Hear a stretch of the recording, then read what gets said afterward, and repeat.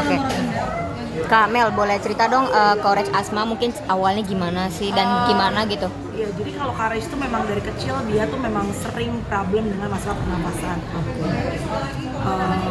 Maksudnya ini kalau compare to Chloe ya, jadi dulu tuh Courage itu sering batuk gitu, batuk, terus terakhir-terakhir tuh itu sempat sesak juga. Jadi kita juga mikirnya kayak ini asma gitu. Kebetulan juga memang turunan, jadi opung doliku tuh dulu asma. Terus aku sih nggak asma, Tyson nggak asma, adikku asma. Jadi kayak cross ya gitu ya. Sedih ya karena kalau setiap anak itu asma biasanya ngabis badan tuh habis gitu, karena capek kan gitu. Dan obat-obatannya biasanya tuh lumayan keras gitu, sampai dia tuh di bagian mulutnya itu kayak sakit gitu. Jadi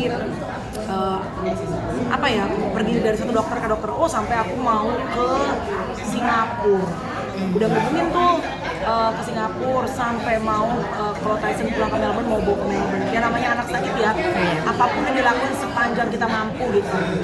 Karena ngelihat dia tuh makan apa nggak bisa, makan apa dikit batuk, makan dikit batuk. Jadi kesian gitu. Tapi ya puji Tuhan berhenti, nggak putus doa, mama juga doa terus pelan-pelan akhirnya memang kita coba lepasin obatnya gitu supaya dia nggak terus-terusan bergantung sama obat. Jadi akhirnya itu dibawa ke pantai. Dibawa ke pantai, kalau ke Bali aku suka bawa dia, bela-belain tuh nambah tiket, terus gua stay lebih lama di Bali supaya bawa dia ke pantai. Ya puji Tuhan sekarang bisa. Oke. Nah itu berapa? Ini kan dari kecil ya si courage ini. Terus sembuhnya apakah sampai bertahun-tahun gitu loh Kak? Lumayan. On off. Apalagi kalau udah mulai balik lagi ke sekolah, wah itu udah biasanya repot deh gitu. Tapi ya kan mau nggak mau kan namanya anak sekolah ya tetap harus jalan. Oke. Nah kalau untuk jadinya sempat dibawa ke negara mana aja Kak? Atau Singapura aja? Enggak, we were planning to go and take him to Singapore, tapi puji Tuhan sudah tertolong. Gini, asma itu kan hanya bisa di-maintain gitu. Dan ntar at some point dia katanya akan ibaratnya hilang sendiri gitu. Jadi bisa ter-maintain. Ke Australia juga waktu kesana berangkat sempat nanya-nanya tuh mau cek apa segala macam gitu. Tapi anehnya kalau ke negara yang bersih udaranya dia nggak kambuh gitu, jadi suka nggak jadi gitu. Ya adjustment ya gitu. Tapi ya bersyukur hari ini dia masih sehat, itu udah ibaratnya puji Tuhan luar biasa. Korea sendiri dengan asmanya gimana? Berarti biasanya rewel ya Kak Mel. Nah kalau dia seperti gimana sih? Anak ini sebenarnya nggak rewel Mbak, justru itu kita kesian. Kalau dia sampai rewel berarti badannya udah gak enak banget. Nah terus dia tuh nurut. Misalnya makan, anak pada makan chips, makan coklat, minum susu coklat, dia enggak.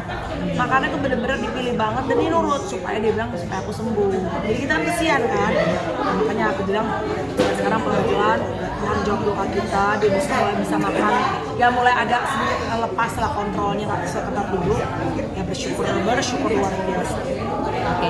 Nah berarti sembuhnya baru kemarin Kak. Terus sembuhnya pas ketika dibawa ke pantai atau maksudnya jalan sembuhnya gitu? Kita Cerita pindah sembuhnya. dokter, tapi akhirnya kita balikin dia back to nature ya, kembali ke alam, kembali ke pantai. Aku coba rutinin, pelan-pelan dia udah Dibawa ke berapa dokter Kak? banyak Mbak. Ada lebih dari 3 maksudnya mungkin? Lebih dari 5. Lebih dari 5 ada? Tapi kadang some work, some not. Ya itu challenge untuk orang tua sih, maksudnya paling sedih itu kalau melihat anak lagi sakit ya. Rasanya pengennya bilang kita aja deh kalau misalnya kan sakitnya, karena sedih ngeliat mereka begitu ya. Iya, yang namanya itu ya ujian kadang-kadang dari Tuhan ya. Makanya hari ini bersyukur luar biasa kalau kita bisa merayakan 2 tahun, bapaknya sama saya masih sehat juga, Courage juga sehat. Very very thankful. Mostly kalau kata dokter pantangannya gitu, Courage tuh nggak boleh ini apa sih Kak Mel? Kalau lagi ngambuk, makannya nggak boleh minyak, nggak boleh, dia tuh nggak bisa putih telur. Tapi sekarang dia sampai tes darah kan, apa yang alergi. Tapi sekarang sih udah mulai hajar blend nih. Oke, terakhir satu lagi Kak Mel, dengan bertambahnya usia si Courage nih, ada mungkin pesan dari dokter nggak sih, ini si courage makin besar, terus nanti kamu gini-gini ya untuk courage, selain makanan mungkin atau rutinitas yang harus dilakuin atau apa kayak olahraga atau hal-hal dari dokter gitu, saran-saran dari dokter. Dokter langganan ya, ada aku manggilnya opung ya, dokter Eric Gultom itu dokter pegangan lah gitu yang tahu courage dari kecil. Justru si opung Eric tuh orangnya justru dokter yang tipenya bener-bener nggak bikin parno gitu. Jadi biasanya malah aku kayak kemarin dia panas, Pung, kayak kita manggilnya opung karena udah dekat karis. Pung, periksa darah nih, Pung, periksa darah. Udahlah, tenang aja. Nanti kalau memang sampai hari begini makan ini baru diperiksa darah. Masa tusukin dulu anak misalnya. Kita lihat dulu perkembangannya.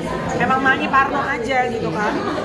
Dan dulu kan Courage misalnya pernah pengalaman digigit sama musang tuh pernah. Nah itu ke dokter Eric juga. Nah dia tapi nggak panik, karena dia nggak panik, akunya jadinya lebih tenang gitu. Kalau kebayang dia juga kayak kelihatannya khawatir apa gimana gitu, pasti gue ikutan lebih panik. Oke.